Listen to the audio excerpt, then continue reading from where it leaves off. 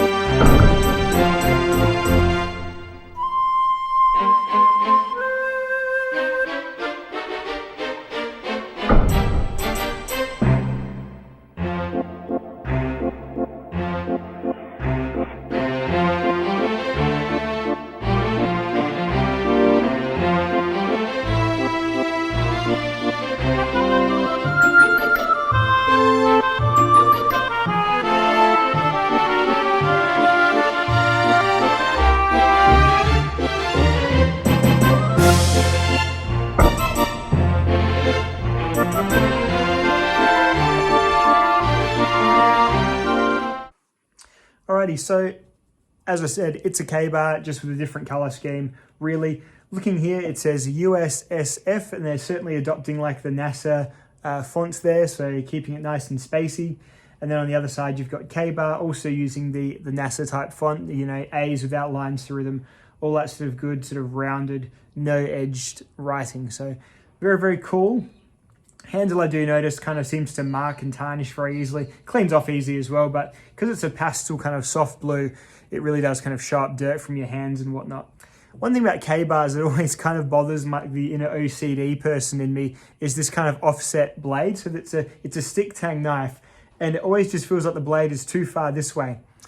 This is nothing new, and this is sort of it just makes you really realize how much of a stick tang it is, I think, when you look at it. Apparently it's for indexing and it's for balance. That's a conscious choice they've made. You think they've been making this same knife for this same knife for this many years. I'm not gonna inform them of anything I don't already know about. So obviously it's on purpose, but I must admit it's the kind of the first place my eye goes when I see a K-bar in profile. But there you are. Looking through to the butt cap on the back, again the same sort of light grey powder coat. You can see the stick tang going through there. And then looking up, you've got, I think it's a 3/16 thick blade there. Sort of definitely on the thicker side.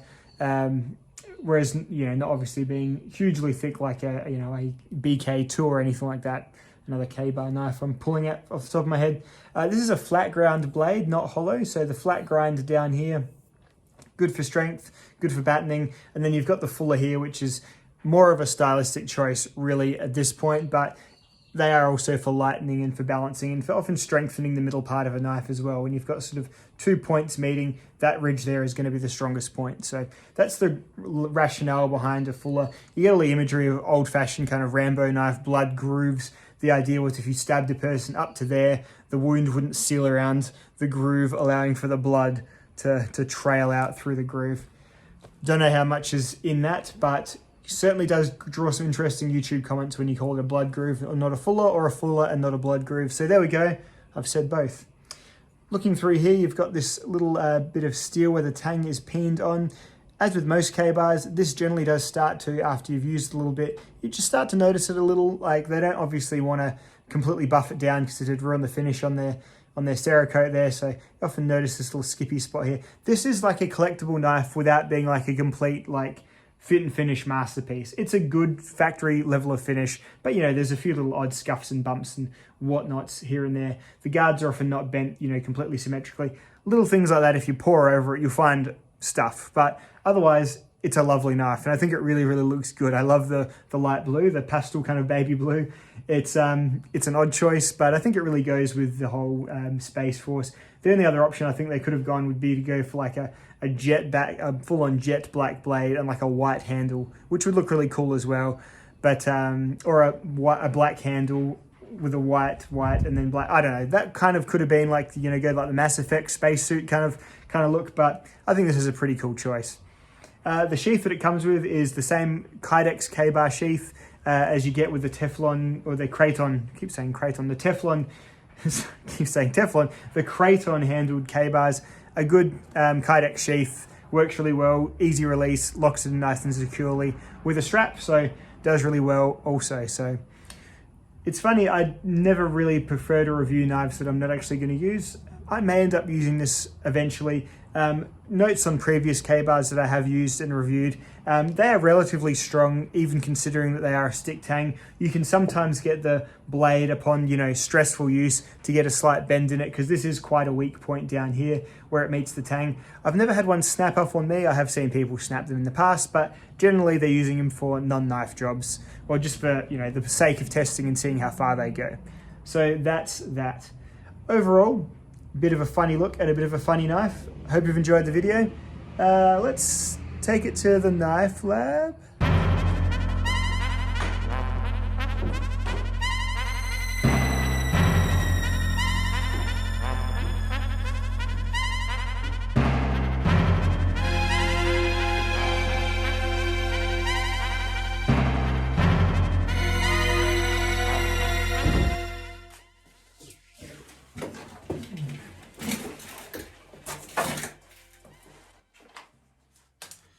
Alrighty, so we're in the knife lab having a look at the USSF K-bar.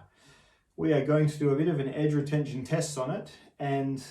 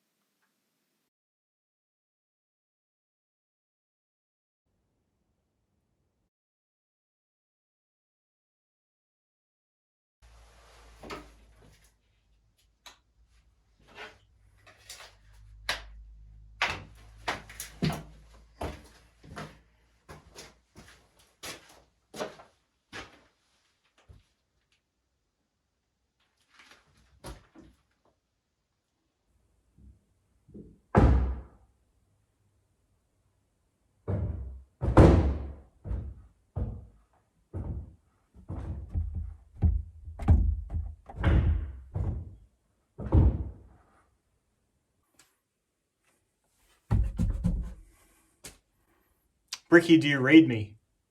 Open the knife lab doors. I'm sorry, Pete. I'm afraid I can't do that. What's the problem? I think you know what the problem is just as well as I do. This steel test is too important for me to allow you to jeopardize it. I don't know what you're talking about. I know that you were planning on ceasing the test, and I'm afraid that's something I can't allow to happen.